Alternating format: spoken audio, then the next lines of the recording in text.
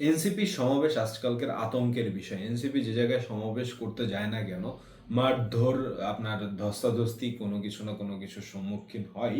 একইভাবে আজকের চকরিয়াতে এনসিপির সমাবেশে বিএনপির নেতাকর্মীরা মিলে ভাঙচুর চালায়। তাদের মঞ্চ ট্রাকের উপরে করা হয়েছিল, ট্রাক সহ একবারে ভাঙাচুরা তাণ্ডব করে দেওয়া হয়েছে। পরে ওইখানে যারা এনসিপির নেতাকর্মী ছিল তারাও ধাওয়া টাওয়া খাইছে, গণধোলাই খাইছে টুকটাক। যাই হোক, পরবর্তীতে সেনাবাহিনী আসে এবং পুলিশ আসে, আইসা ধাওয়া দেয় যারা হামলা করছে। ধাওয়া দেওয়ার পরে ছত্রভঙ্গ হয়ে যায় এবং স্থানে কন্ট্রোল নেয়। সমাবেশে উপস্থিত থাকার কথা ছিল নাহিদ ইসলাম, হাসনাত আবদুল্লাহ সহ আর এনসিপির অনেক নেতাকর্মীদের। কিন্তু এনসিপির কক্সবাজারের সমাবেশে সালাউদ্দিন সাহেবকে নিয়ে একটি বক্তব্য দেওয়া হয়। সেই বক্তব্যে বলা হয়, নাসিরুদ্দিন পাটোয়ারি তিনি বক্তব্যটা দেন যে নারায়ণগঞ্জের গডফাদার ছিল শামীম ওসমান, এখন তো কক্সবাজারের বা চট্টগ্রামের গডফাদার হলো গিয়ে অঘোষিত গডফাদার সালাউদ্দিন। তা এ নিয়ে বিএনপির নেতাকর্মীদের মধ্যে সন্তোষ অসন্তোষ ক্রিয়েট হয়, মানে তৈরি হয়। সেই অসন্তোষের মাধ্যমেই হলে গিয়ে এটার বহিঃপ্রকাশ হয়। সারাদিন বড় হলে গিয়ে বিএনপির নেতারা স্লোগান দিতেছিল এবং এনসিপির মঞ্চে উঠাই মাইকে ঘোষণা করতেছিল যে এখানে কিছুক্ষণ পরে লাঠিসোঁটা নিয়ে হামলা চালানো হবে। পরবর্তীতে ঘোষণা দিয়ে হামলা চালায় বিএনপির নেতাকর্মীরা।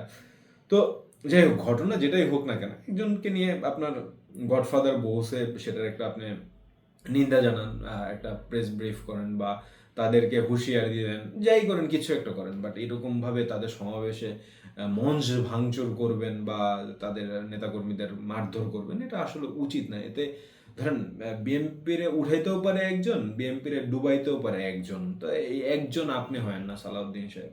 কারণ বর্তমান মিডিয়াতে বা না ইউটিউবে বা যেখানেই বলেন না কেন, টুকটাক আপনার নামেই বদনাম চলে অন্য অন্য নেতাকর্মীদের থেকে বেশিরভাগই। কারণ আপনি মিডিয়া উইং এর হয়ে বেশি কথা বলেন বা বেশি মিডিয়ার সামনে আসেন।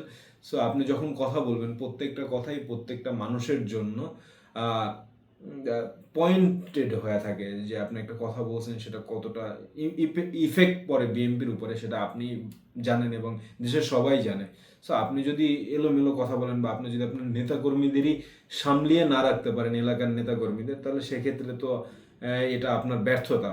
যেহেতু আপনার এলাকায় এই ঘটনাটা ঘটেছে, আপনার নেতাকর্মীরা এই ঘটনাটা করেছে, যে হ্যাঁ আপনাকে তুচ্ছতাচ্ছিল্যভাবে একটা কথা বলেছে, যেই কথার প্রেক্ষিতে তারা রাগ করছে বা মনে দুঃখ পাইছে, ব্যতীত হয়েছে, সেই কারণে হলে গিয়ে এই কর্মকাণ্ডে লিপ্ত হয়েছে। সো এটা তো আপনি কোনো না কোনোভাবে জানতে পারবেন বা পারছেন, তো এদের ব্যাপারে একটা ব্যবস্থা নেওয়া উচিত আপনার।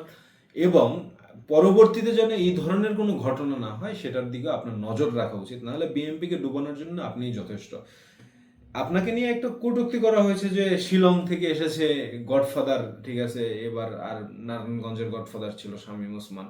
সো সেটা হয়তো বা আপনার কাছেও খারাপ লাগতে পারে। এর জন্য যে একবারে ডিরেক্টলি হামলা চালাবেন, আপনার বর্তমানে ক্ষমতায় আসেন না, এটা আপনার মনে রাখতে হবে। হ্যাঁ আসবেন, অবশ্যই আপনারা আসবেন ক্ষমতায়, বাট মনে রাখতে হবে যে আপনি এখন পর্যন্ত ক্ষমতায় আসেন না।